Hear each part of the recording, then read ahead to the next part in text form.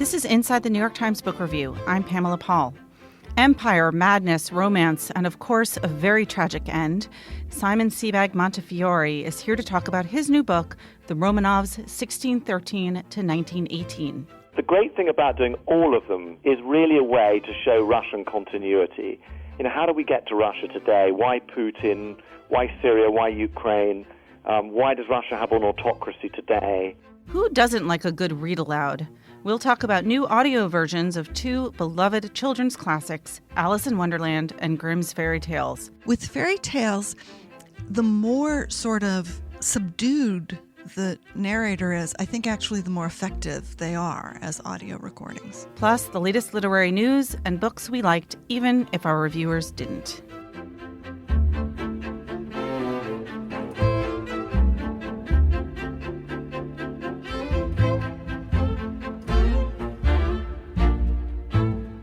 When you think about the Romanovs, chances are you think of Peter the Great, Catherine the Great, and of course, Nicholas and his entire family being executed by the Bolsheviks.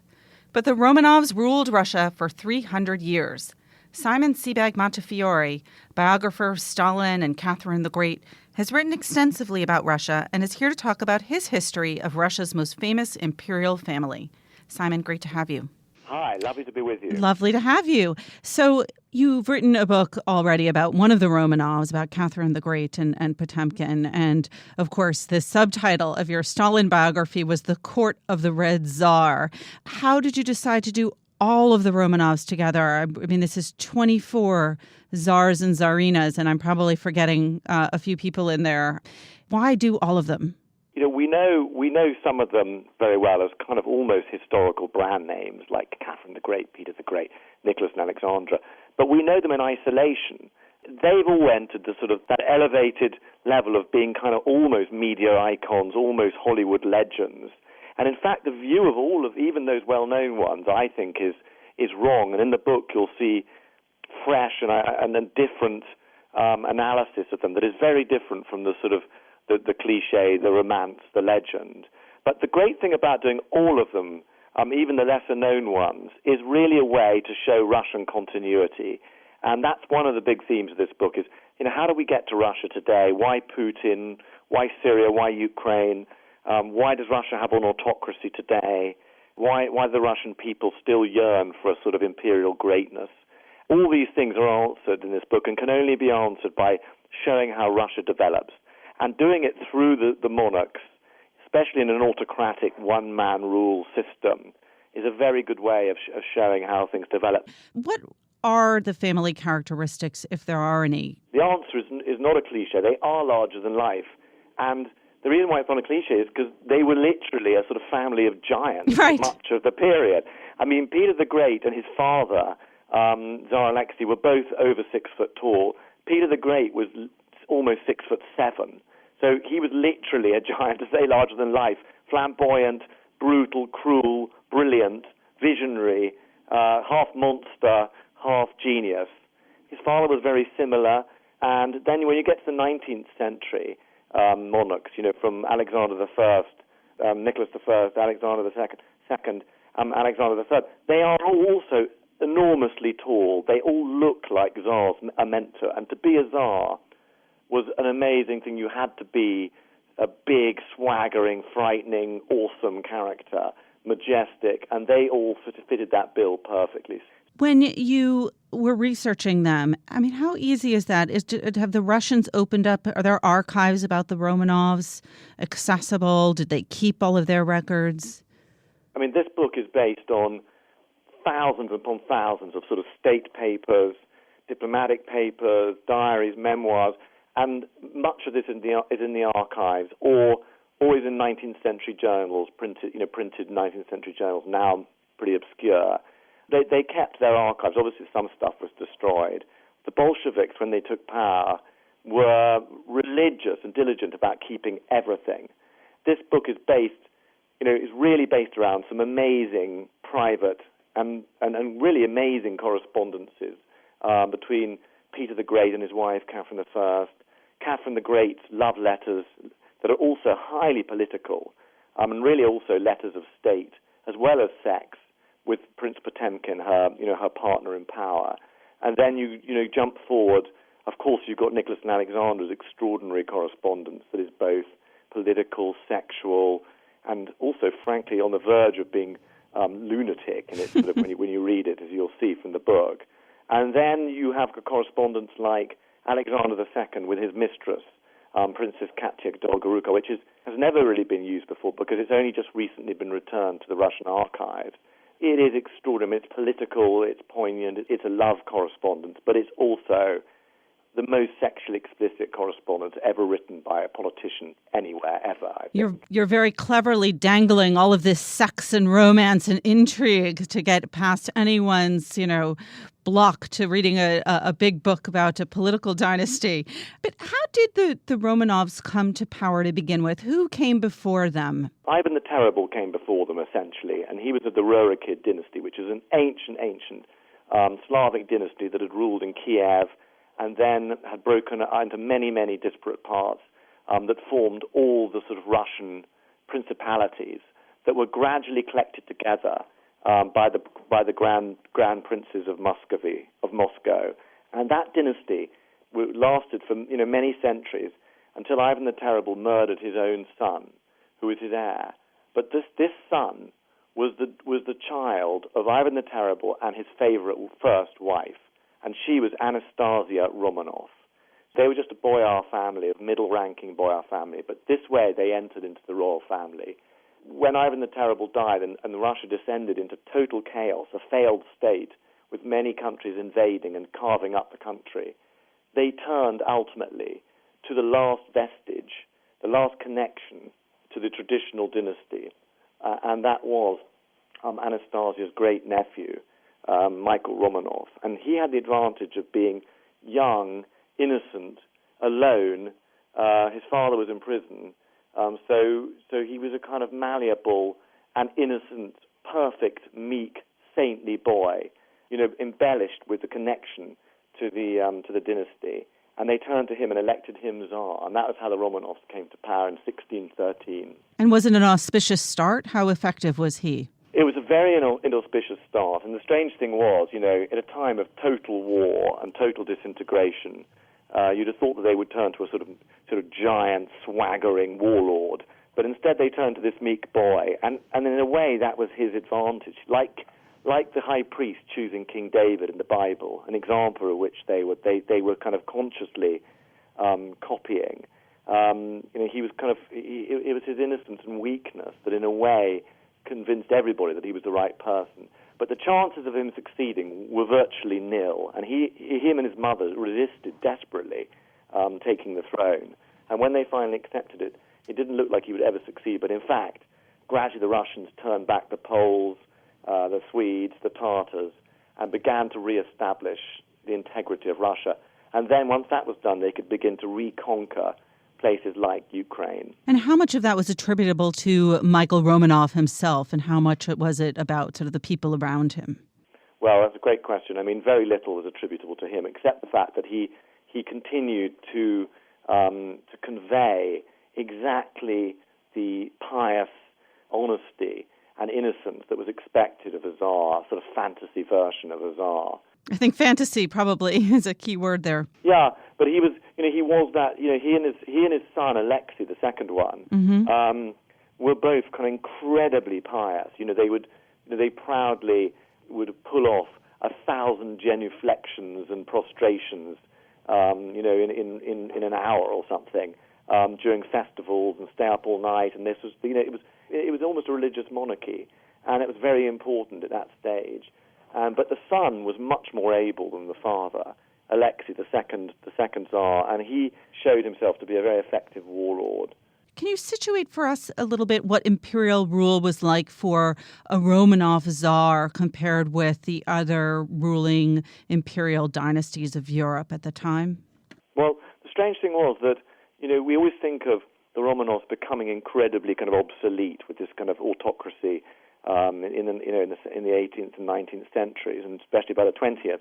But actually, in the 17th century, they weren't that dissimilar. All monarchies in Europe were based on this idea of divine right, sacred autocracy, and all of them were trying to achieve that. I mean, Louis XIV later on in that century was. And in England, Charles I was trying to impose that on England. So the ideas behind it weren't as foreign as they later became, but the intense religiosity and cultural isolation of Muscovy was what really distinguished it. And also, the influence of the Mongols, the Tartars, because when you look at the court of Michael and Alexei, many of their leading courtiers were actually born Muslim, Tartars or Circassians, so there was a hugely strong kind of Mongol influence, which was very different. Is the story of the Romanovs a kind of trajectory, like a Budensbrück-like trajectory of a family in decline, or what's the narrative kind of arc of the Romanov? Well, we always think of them as a sort of cursed family, and certainly there was a lot of violence in this book. 6 of the last 12 Romanovs were murdered in one way or another, but they were often murdered by their own family and by their own, parents, their own wives, fathers, sons. Well, it's just interesting that, one always thinks of them being overthrown by popular revolt. In fact, out of the whole dynasty, only Nicholas II was overthrown by a popular revolt. Actually, they weren't a dynasty in decline. I mean, they were really ascendant and incredibly successful. And most of them were pretty able monarchs, considering the lottery of genealogy and family and biology. They were increasing the empire by something like 55 square miles a day for over 300 years.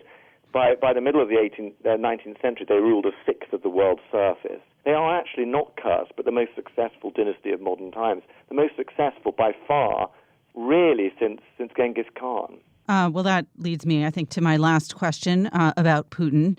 Is there any wisdom, any insight into Putin and his current rule of Russia that you came to in doing the research and writing this book? There's really a lot that rebounds on Putin, and the book ends. The book really takes it up through Stalin, and then Yeltsin, right up to Putin, and it's so relevant because President Putin himself is so aware of the history. He regards himself as a successor to the successful statesman of Russian history. He doesn't differentiate with ideology. He thinks the two weakest and most pathetic rulers of Russia were Gorbachev and Nicholas II, while he identifies with great Romanov czars, who he would mention as people like Peter the Great, Catherine the Great, Nicholas I, Alexander I, who took Paris, and of course Stalin, who he regards as a great czar, not as a sort of communist figure, ideologue at all. So Romanov history is very relevant to him. The church history, the idea of sacred Russia is also very dear to him, and that was very much a Romanov idea too. And he really kind of follows the same kind of Romanov rules of autocracy, which is that, in return for security at home and prosperity at home, the autocrat and a tiny clique are able to become extremely rich and to make decisions in secret. But the people also expect kind of spectacular, prestigious empire and strength abroad. That was how the Romanovs justified autocracy, and that was how Putin does too. And as for sort of Ukraine, the Romanov dynasty spent the first half of my book conquering Ukraine. They annexed Crimea, and then they turned to making Russia a Near Eastern power. They wanted to take Constantinople, they wanted Jerusalem, and they were very interested in the Arab world. And in 1772, for example, Catherine the Great actually bombarded Syria and occupied Beirut.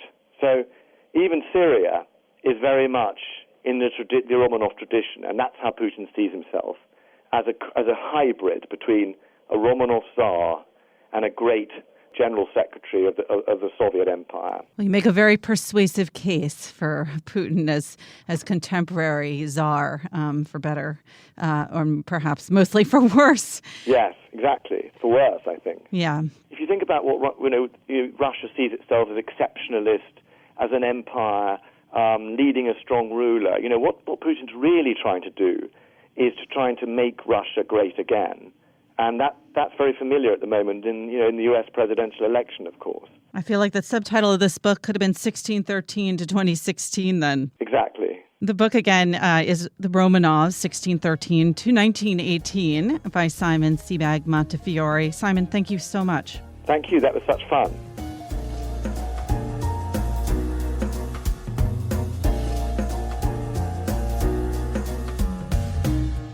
Alexandra Alter is here now to talk to us about what's going on in the literary world. Hi, Alexandra. Hi, Pamela. So what's the big news today? So this week, Random House announced an upcoming publication.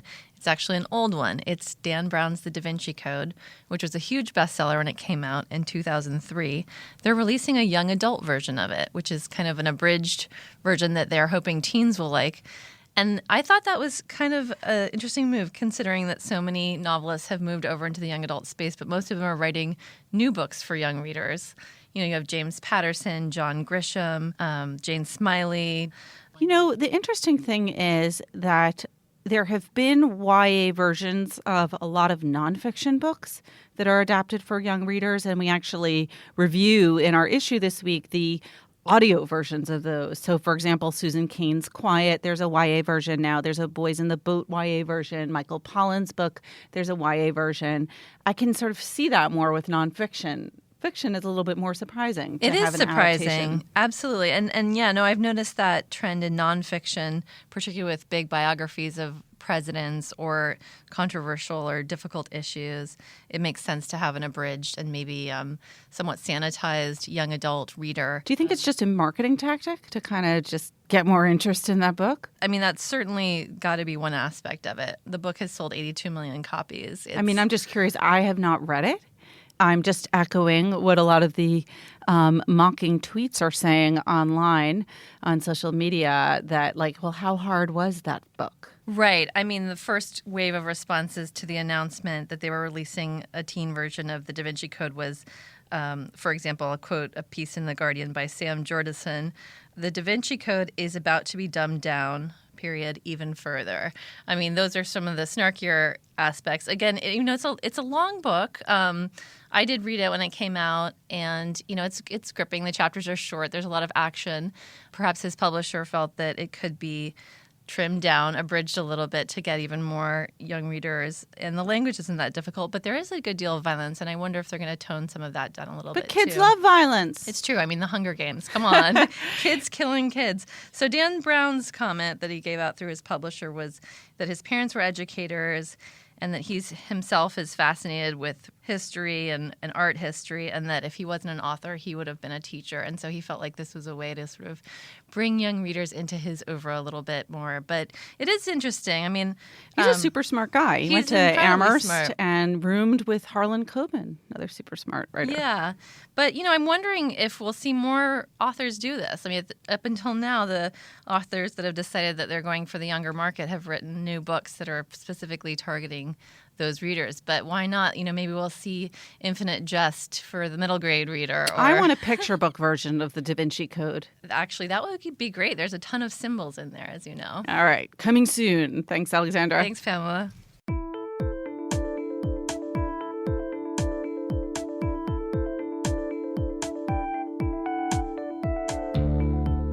With audiobooks, we all get to listen to stories, even if they aren't primarily about the pictures. But there's still something immensely pleasurable about turning to the tales we all know very well from childhood. 2 new versions of Grimm's Fairy Tales and Alice in Wonderland boast some major star power and are definitely aimed at readers or listeners of all ages. Our reviewer Laura Miller is here to talk about them. Hi, Laura. It's great to be here. So Alice's Adventures in Wonderland is read by Scarlett Johansson, which I think probably makes them sound a little bit different than most people are used to hearing them. How is she as a narrator? She shows a lot of aptitude for it. She creates distinct performances for each character, and she manages the sort of base narration very solidly. She has a little trouble with the accents. She's not really sure whether she wants to use English accents or not. So Alice doesn't have an English accent, but some of the other characters do. You're saying she has a little trouble with acting. No, it's I'm just kidding. It's just the accents. Yeah. But I would say she's above average as a narrator. Let's listen to ScarJo. "Would you tell me," said Alice a little timidly, "why you are painting those roses?" 5 and 7 said nothing, but looked at 2. Two began in a low voice. "Why, the fact is, you see, miss, this here ought to have been a red rose tree, and we put a white one in by mistake. And if the Queen was to find out, we should all have our heads cut off, you know. So, you see, miss, we're doing our best afore she comes to—" At this moment, Five, who had been anxiously looking across the garden, called out, "The Queen! The Queen!" And the three gardeners instantly threw themselves flat upon their faces. Another thing that I think helps make this performance feel liberated, or at least very confident, is that it was directed by her sister, Vanessa Johansson, who is apparently a well-known voice actress herself. Well, she obviously has experience doing just voice from movies like Her and that kind of thing. But it's an interesting match. I don't know anything about the backstory. Do you know in terms of how she was selected for this? No, but Audible Studios, which recorded this, has been engaged in a long project of getting movie stars to narrate classic works of literature and fiction. And so you can listen to Colin Firth narrate Graham Greene's The End of the Affair, or Susan Sarandon do A Member of the Wedding. And actually, I think in this week's issue, we have a review by Gillian Flynn of Emma Thompson reading Henry James's Turn of the Screw. Right, which sounds fabulous. Yes. As a general rule, the more trained an actor is for the stage, the better they are at narrating audiobooks. And probably the weakest audiobook narrators are basically comic actors who don't make a practice of creating different characters in their performances, who rely on the same type of personality throughout. Or maybe also like people that are comedians often require kind of like a comic, like an audience feedback. And when you're alone in the studio, maybe it's like... Well, it's more just getting the cadences right. There's a certain way that you would narrate a passage of description, and then there's a way that you narrate dialogue, and there's a way that you use dialogue when the character's older or younger or a member of a different gender. And there are ways of doing that. One of the big dangers in audiobook narration for male narrators is that they can make the female characters kind of sound like drag queens. And so it's a very sort of subtle skill that is, I think, goes underappreciated. And so it really requires, in some ways, maybe a more classical training, because that gives you a wider sort of toolbox to work from. I want to say that for listeners who don't know this but are realizing just how learned Laura Miller sounds on this subject, that not only was she the longtime books critic for Salon and now a book critic for Slate, but she's also a huge audiobook listener. I am. And therefore a real coup to get her as a reviewer for this. In terms of the way that the Alice's Adventures in Wonderland, this production, one of the major choices that a lot of audiobooks are making now is sort of how produced to have a story sound. Like, is this just Scarlett doing a straight reading, or did they put in sound effects or music? There's just some music at the beginning and the end, which is pretty common. There are no special effects, really. And I personally think that if the text is strong enough, you really don't need that, and that stuff is more of a distraction than anything else. Good. And another purist. So the other book that you reviewed was a collection of new renditions of Grimm's fairy tales by the Brothers Grimm, of course. This one not produced by Audible, but by Listening Library.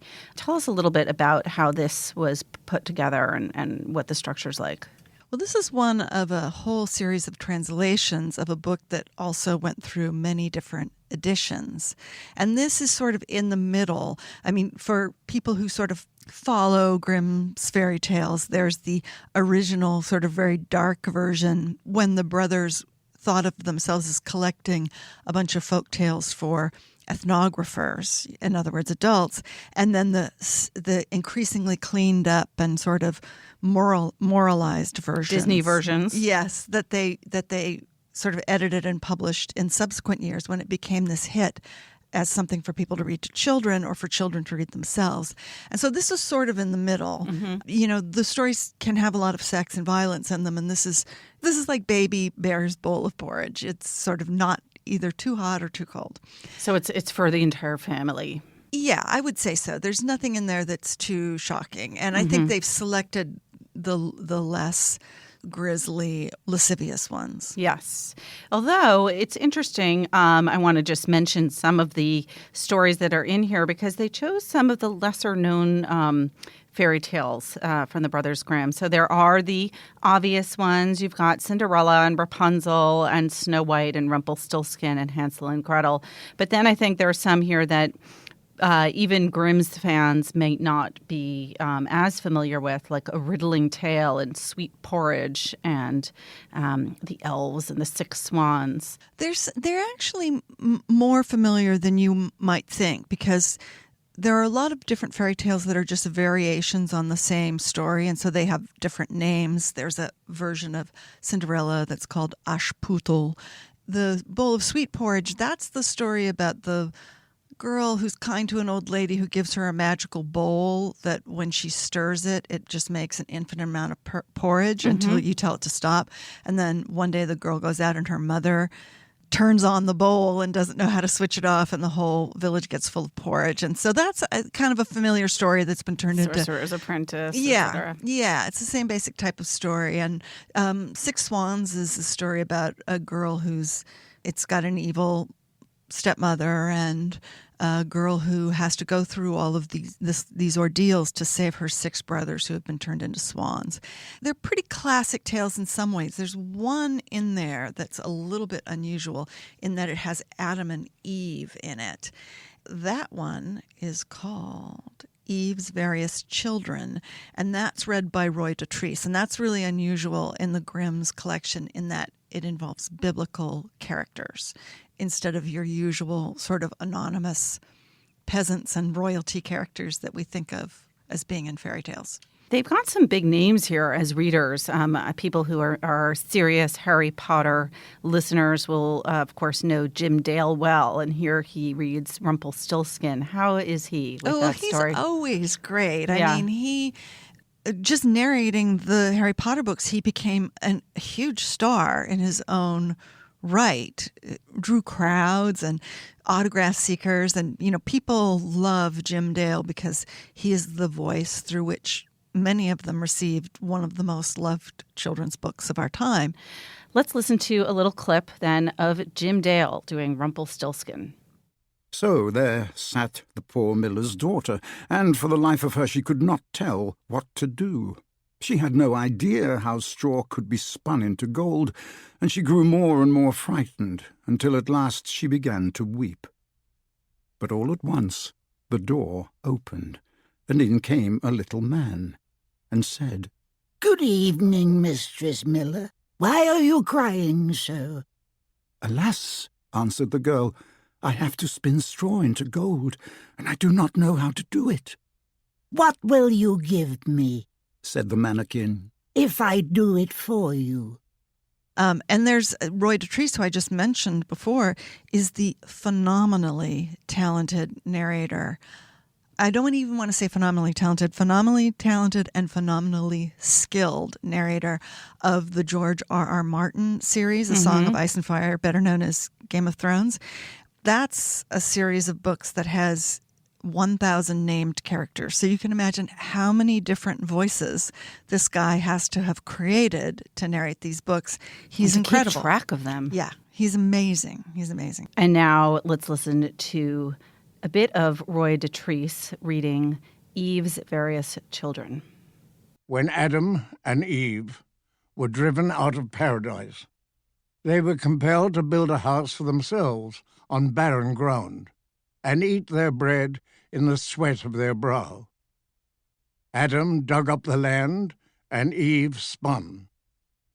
Every year Eve brought a child into the world, but the children were unlike each other, some pretty and some ugly. After a considerable time had gone by, God sent an angel to them to announce that he was coming to inspect their household. Eve, delighted that the Lord should be so gracious, cleaned her house diligently, decked it with flowers, and strewed rushes on the floor.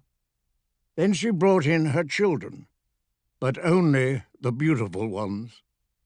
There are a couple of other big-name Hollywood people. One of them is Alfred Molina, who reads The Shoes That Were Danced to Pieces. I feel like he is so versatile, but I've never heard him read an audiobook. How does he do? He is great. I mean, one of the weird things that I discovered in listening to this recording is that sometimes the people that I think of as the most accomplished and interesting and exciting audiobook narrators that I'm just like, oh, yes, this one's done by Simon Vance, or those people don't necessarily do as good a job as, because they're more used to doing what I just praised Roy Dotrice for, which is coming up with a bunch of different character voices or characterizations.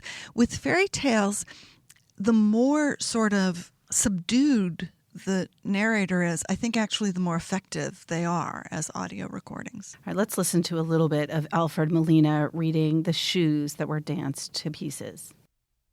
There was once upon a time a king who had 12 daughters, each one more beautiful than the other. They all slept together in one chamber, in which their beds stood side by side, and every night when they were in them, the king locked the door and bolted it. But in the morning, when he unlocked the door, he saw that their shoes were worn out with dancing, and no one could find out how that had come to pass.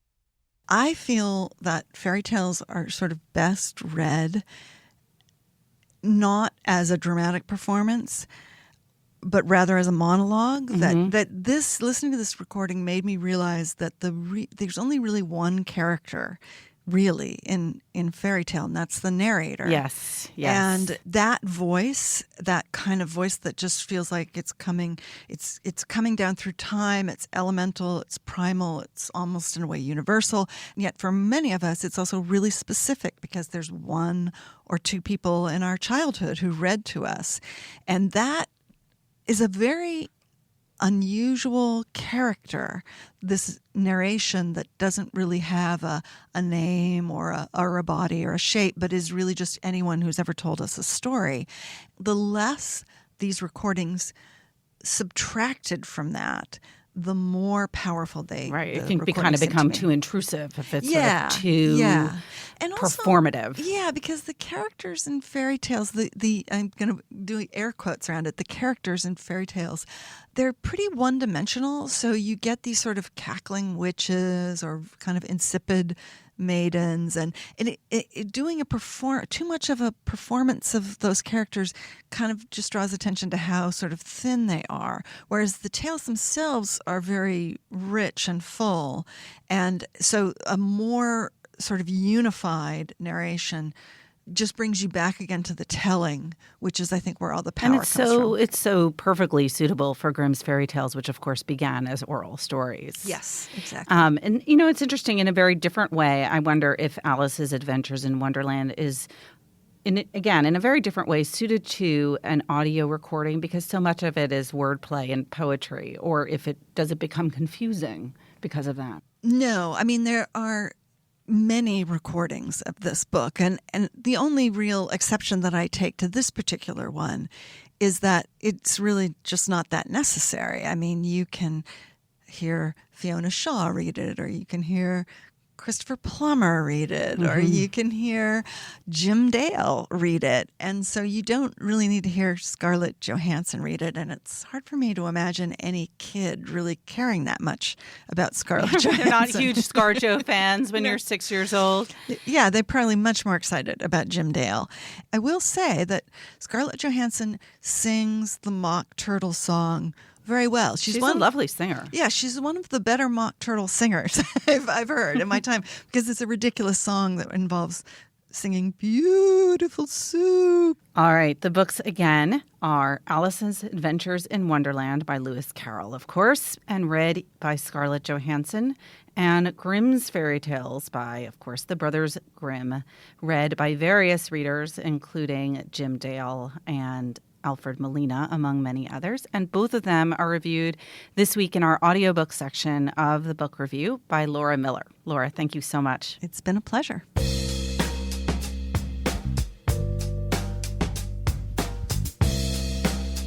To talk about this week's bestsellers and our editor's choices, the books we here at the Book Review liked, even when our reviewers didn't.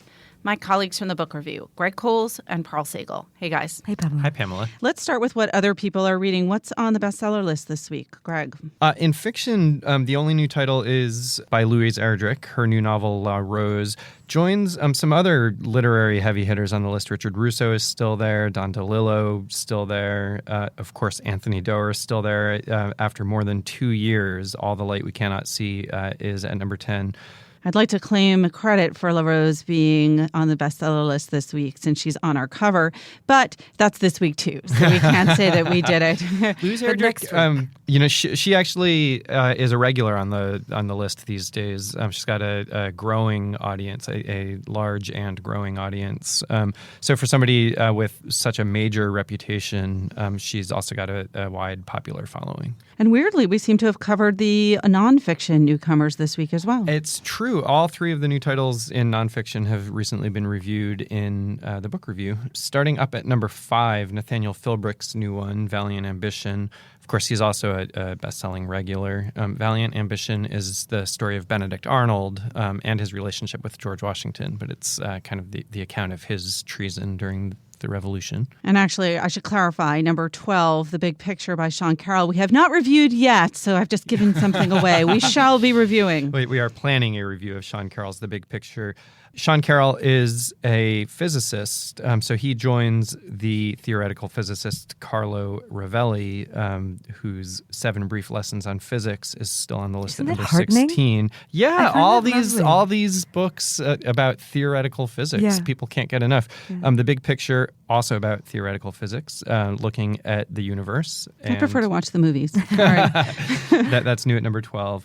And at number 14, the popular historian Max Hastings has a book called The Secret War, which looks at the rise of the intelligence state and the use of intelligence during World War II. I'm not going to bore everyone with the last 100 pages of Les Miserables, which is where I am, and instead turn to Parul, reading 2 of my favorite things, baby books and Zoe Heller. So I'm immensely, vastly pregnant right now with my first. So the last couple of months I've just been mainlining pregnancy books. And it's been rather fun to discover a new genre sort of later in life and to be like, oh, these are the classics. These are the sort of eccentric outliers. And you sort of find your people and find your, I don't know, not philosophy, but whatever. It's been a lot of fun. But I think last week I realized I've OD'd. I can have no more advice. I can have no more instructions or injunctions to be virtuous, to eat this or that. I'm done. So I think it was like 2 days ago, I was like, I need something like a palate cleanser. I need something astringent. Bracing. I need something with people behaving badly. So while you're smoking and drinking. With children. So I picked up a favorite book of mine, which I haven't read in like 7 years, but I used to read it every year. It's Zoe Heller's Notes on a Scandal, which was made into a very good movie, but the book is just sublime. I actually think it's a perfect novel. It's like lean, mean. Again, the premise I'm sure most people know is it's a pottery teacher becomes romantically and sexually involved with a student and starts confiding in this very creepy older teacher at the school who sort of seems to develop a female teacher develops an obsession with the sort of story and with this younger woman. And it's one of those books where you feel like every psychological insight actually feels fresh and strange and funny, and every sentence is just delicious and barbed. And it's, after like... Zoe Heller can do no wrong. She can do no wrong. I mean, like, she's one of our Bookends columnists. People have read her criticism and her reviews, but it's really something to go back to her novels and just see what she herself can do on the page. I love her first novel, Everything You Know, and I love the fact that she chose as her sort of narrator this really unlikable, kind of irascible older man. And it isn't until well into the book that she reveals the title, and it's just this old couple that she sees arguing in this hotel lobby, and the man, I think, is kind of bossing his way through, and the wife grumbles at him, everything you know, everything you know, which I finally understood. I said, that's how you say the title, which of course could be read in many ways. Yeah. No, she's pretty remarkable. She's just truthful in a way that when you read her, and I think people feel this about her criticism too. She just comes says through things, in her criticism, right? That like, you're like, oh no, that's what everybody's a little too nervous to say or a little bit too polite to say, and she can do so with like in such a memorable, delicious way. So yeah, that's where I'm getting my respite from. All right, and Greg, what are you reading?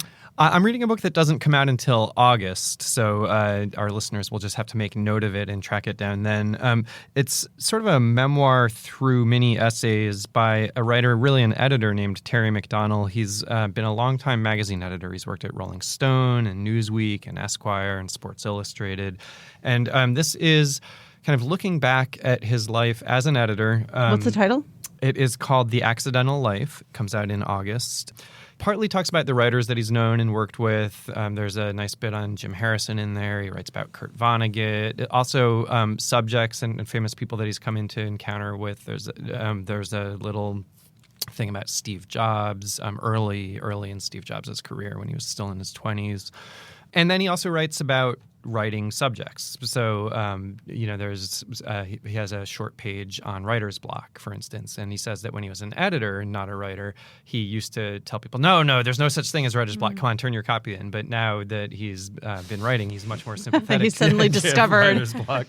There's a funny line in that one that reminds me of a line from a book I talked about last week from Noah Hawley's Before the Fall. In Before the Fall, Noah Hawley quoted Jack LaLanne saying, I hate exercise, but I like the results. And in this writer's block thing, Terry McDonnell quotes Gloria Steinem saying, I hate writing, but I love having written. And it's that same idea that it's all about that the process is not so fun, but the results are fun. I love reading books by editors, but I hate that they're always writing about periods where, it was so much better to be an editor. It's like you read glamour and H.L. Mencken, my life as an editor and writer, and he's, lunching at Delmonico's, and you think, why don't we do that? And of course, as a former magazine editor, Terry McDonnell has a lot to say about the decline of magazines, the rise of the internet, and kind of what an uncertain period it is for all of us. Yeah, where's our lunch account? All right, thanks so much. Thank you, Thanks, Pamela. Remember, there's more at nytimes.com/books. Our producer is Jocelyn Gonzalez, and you can always write to us at books@nytimes.com. Thanks for listening. For the New York Times, I'm Pamela Paul.